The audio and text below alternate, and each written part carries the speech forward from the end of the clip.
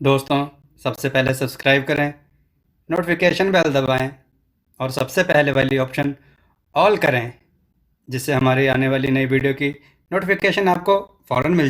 जय श्री राम भक्तों। दोस्तों, यह कथा बहुत ही ज्ञानवर्धक है। आज की कथा है दुशाला कौन थी और इनका जन्म कैसे हुआ। आइए कथा श्रवण करें। दोस्तों, महाराज धृतराष्ट्र और गांधारी के 100 पुत्रों के अलावा एक पुत्री भी थी जिसका नाम दुशाला था। अब प्रश्न यह उठता है कि हस्तिनापुर नरेश धृतराष्ट्र और उनकी पत्नी गांधारी की पुत्री दुशाला का जन्म कब हुआ था। महाभारत के अनुसार महाराज धृतराष्ट्र की पत्नी गांधारी को 100 पुत्रों का वरदान प्राप्त था। हुआ यह था कि एक बार महर्षि वेद व्यास हस्तिनापुर पधारे और उनके ठहरने और खाने पीने की व्यवस्था राजमहल में ही की गई थी और यह सारी व्यवस्था गांधारी ने स्वयं अपने निरीक्षण में करवाई थी। विश्राम और भोजन की व्यवस्था देखकर महर्षि वेद व्यास अत्यंत प्रसन्न हुए और गांधारी से कहा कि मैं तुम्हारे सेवा भाव से अति प्रसन्न हुआ, मांगो जो वर मांगना चाहती हो। गांधारी ने 100 पुत्र होने की इच्छा महर्षि वेद व्यास से बतलाई। महर्षि वेद व्यास ने उन्हें 100 पुत्रों का वरदान दिया। कुछ दिनों पश्चात गांधारी ने गर्भ धारण किया, लेकिन 2 वर्ष बीत जाने के बाद भी गांधारी को पुत्र प्राप्त नहीं हुआ। इस कारण गांधारी अत्यंत दुखी रहने लगी। उसी दौरान गांधारी ने सुना कि वन में कुंती ने एक बालक को जन्म दिया है। गांधारी दुखी हुई और गुस्से में आकर उसने अपने पेट पर अपने ही हाथों से जोर जोर से मारना शुरू कर दिया। गांधारी के गर्भ से मांस का एक गोला नीचे आ गिरा जो लोहे के गोले के जैसा दिख रहा था। उसको देखकर गांधारी आश्चर्य में पड़ गईं और सोचने लगी कि 2 वर्षों से यह लोहे का गोला मैं अपने गर्भ में धारण किए हुए थी। गांधारी ने इस लोहे के गोले को फेंकने का निश्चय किया।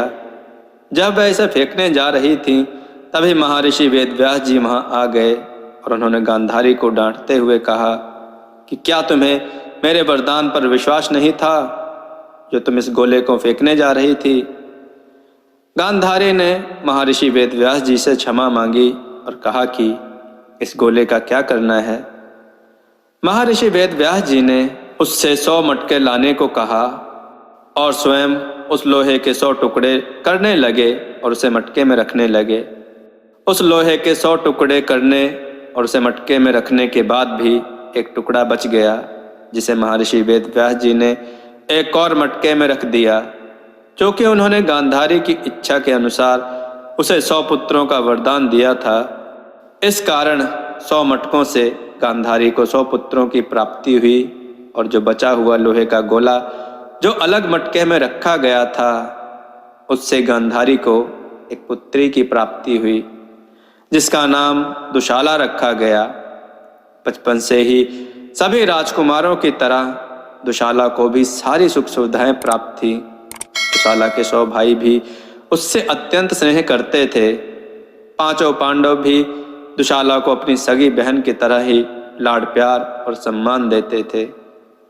कुल मिलाकर कहा जाता है कि मैं अपने मायके में बहुत खुश और संतुष्ट थी, लेकिन जब दुशाला का विवाह हुआ उसके बाद से उसके जीवन में संकट और दुखों का आना शुरू हो गया। दुशाला का विवाह सिंध देश के राजा जयद्रथ से हुआ था। वैसे तो सिंधु नरेश जयद्रथ बहुत ही शूरवीर थे, लेकिन अपनी पत्नी दुशाला के प्रति उनका व्यवहार ठीक नहीं रहता था। दूसरी स्त्रियों से भी उनके प्रेम प्रसंगों और भोगविलास की बातें दुशाला को ज्ञात थी। यही कारण था कि दुर्योधन की इकलौती बहन दुशाला अपने पति जयद्रथ और अपने ससुराल में खुश नहीं थी, लेकिन इस बात को वह किसी के सामने प्रकट नहीं होने देती थी और ना ही अपने पति का उसने कभी भी विरोध किया था। दुशाला के पुत्र का नाम सुरथ था, जिसको युद्ध के दौरान पांडुपुत्र अर्जुन ने क्षमा भी किया था। दोस्तों, आपको यह हमारी कथा कैसी लगी, अपने विचार और सुझाव कमेंट में ज़रूर दें। हमारी कथाओं को लाइक करें, हमारे चैनल को सब्सक्राइब करना ना भूलें। हमारी कथाओं को शेयर जरूर करें जिससे लोगों को अच्छा ज्ञान प्राप्त हो। जय श्री राम भक्तों।